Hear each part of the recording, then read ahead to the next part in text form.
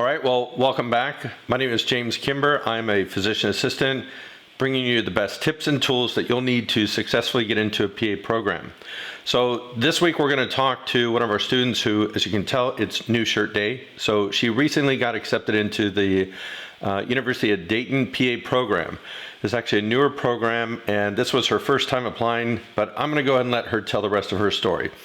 If you're interested in becoming a PA and you're not sure if you're competitive, or if you just are lost in the whole application process, or maybe you're thinking about applying next year, just contact us through our website. You can go to the link above, go to our website, obviously to see the latest podcast, but also if you're interested in learning more about our services, just sign up for the free consultation and we'll schedule you for a phone call with one of our physician assistant mentors. Okay, thank you. All right, well, welcome back, everybody. Today is New Shirt Day, and we have a new candidate that we're interviewing who was recently accepted. This is her first cycle, if I'm not mistaken. So just going to go ahead and let her tell you about herself. If you'll go ahead and tell us your name and which PA program you're attending. Hi, guys. My name is Megan Thornton. I got accepted to University of Dayton's PA program, and it starts in August. Well, congratulations, Megan. If I'm not mistaken, this is your first time applying? Yes, this was my first cycle applying. That is correct. Well, now the stress is over, or at least you'll have some other stress to deal with later this year, but. Right. Okay. Well, we usually start off by just asking, how did you decide to become a PA? Yeah, it actually started when I was pretty young. My grandma introduced me to the healthcare profession. She was a nurse, and I actually started out as physical therapy, and then I changed my mind as I worked in that PT field and decided PA because it encompasses the whole person. So that's kind of why I decided to do PA. Nice. And where did you do your undergraduate work? University of Dayton. Okay. Yeah, so same school.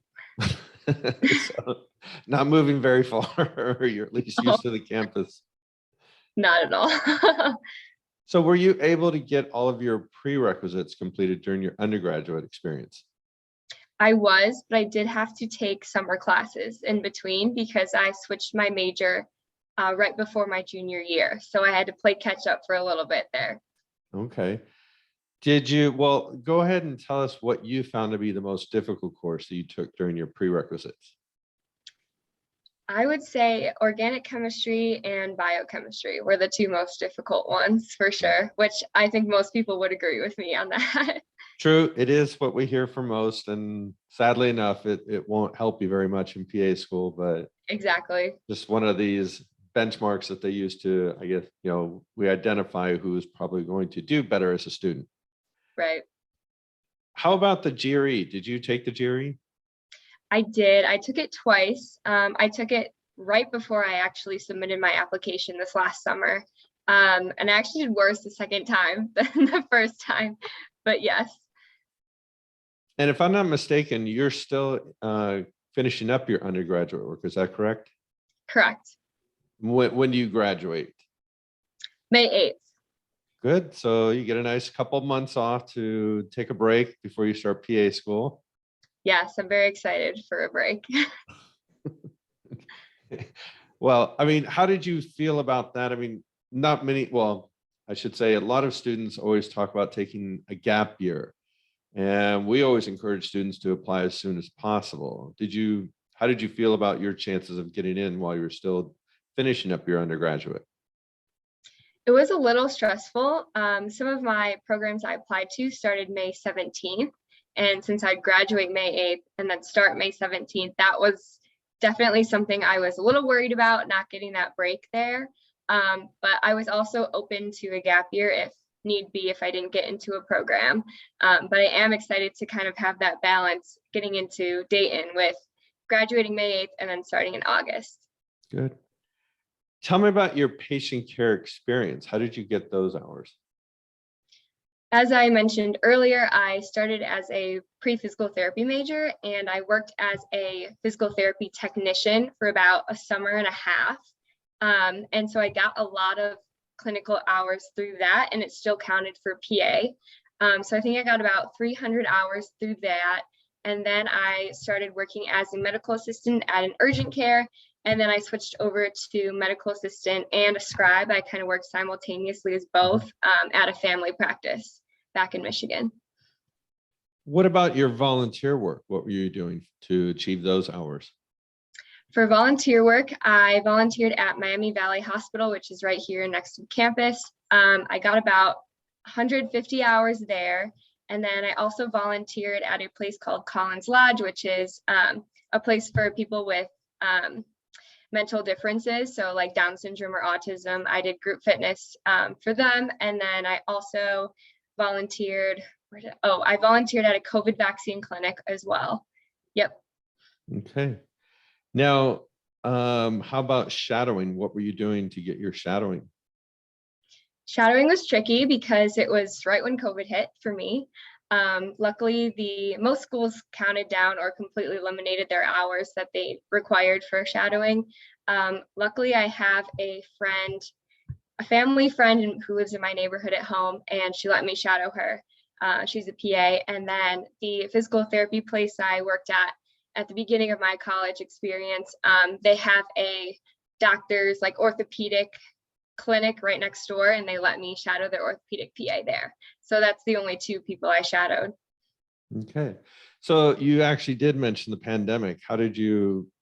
How were things different for you in terms of applying during the pandemic, whether it was your patient care or your classes going online? How did you find that whole experience? The transition to online classes when COVID first hit, when we were sent home, was very difficult. I was in organic chem during that time and anatomy as well. And we have a cadaver lab here for undergrad at Dayton. So not getting that experience was difficult, and to like change it online was difficult. It did alter my shadow hours. I would have shadowed that whole summer. But obviously that didn't happen. And then I think I would have gotten more patient care hours as well, because no one was taking people to work. So it definitely impacted it. But luckily, like I said earlier, programs were willing to cut down those hours. Okay.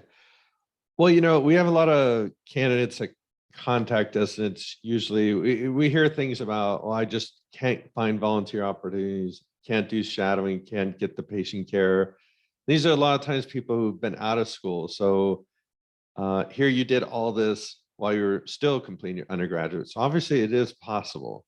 Any advice for those who are, what recommendations would you tell other people who are having difficulties finding these opportunities?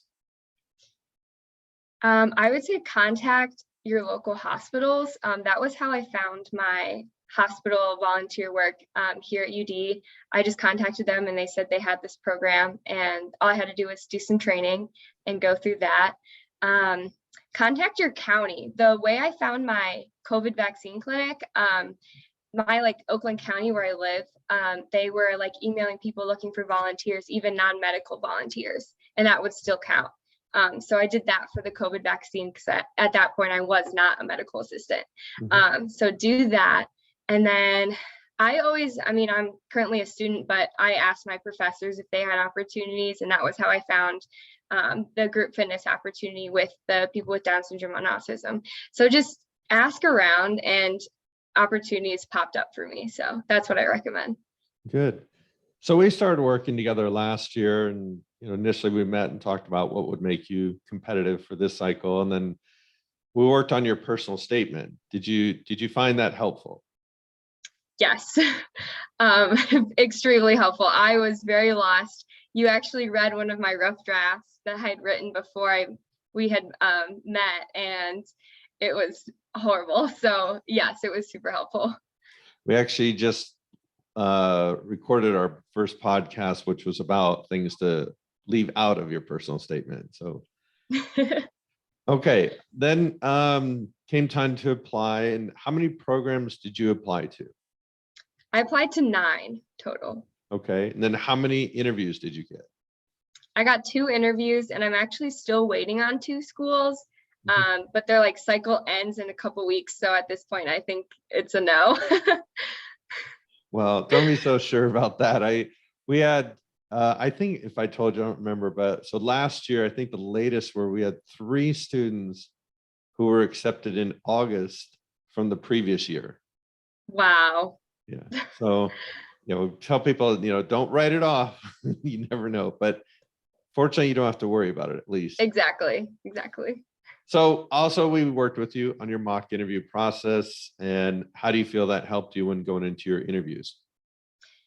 It was extremely helpful. I actually interviewed for Michigan State a couple weeks ago, and the first three questions were exactly what you had asked me during those mock interviews. So I was able to just fire off answers. And it felt really good, and I felt very confident going into that interview and coming out of that interview. So yeah, extremely helpful. Yeah. I mean, that's what a lot of people talk. Certainly it's about feeling confident and demonstrating that during the interview. Okay. How long did you wait to actually get the answer for your acceptance? So I applied at the end of July, and my acceptance was last week. Right. So about 7 months, a little bit longer. It was very long, so much waiting, but totally worth it. I know we hear this a lot. And it is hard. I understand. Like, I've been in your shoes. That's what we tell everybody. Been there before ourselves. So it is very nerve-wracking, but obviously very nice to get that letter. Totally. Yes. So as we always say, this is what a lot of the people who are listening to this want to know about. What advice do you have for anyone who is now thinking about becoming a PA or about ready to start the application process? Start early. That's my number one advice. I decided PA like halfway through college. So like I said earlier, I was behind. And I didn't think I was gonna get in because I just started to do everything so late. So if you decide or you're even thinking PA, start early, get your volunteer hours, shadow a lot. Also start your application as early as possible. The reason I had to apply at the end of July when it opened in end of April was because I had to take 2 summer classes in order to apply for that cycle. So just make sure you're getting all those prereqs done pretty early. And then as soon as you hit all the marks, like submit your application. Yep. Great. Well, again, I appreciate your time for doing this. Good luck to you. Obviously, reach out to us anytime if you ever have any questions or need any help, but I know you do well. And thanks again for doing this, Megan. Yes, thank you so much, James. I appreciate it. Okay, bye. Bye.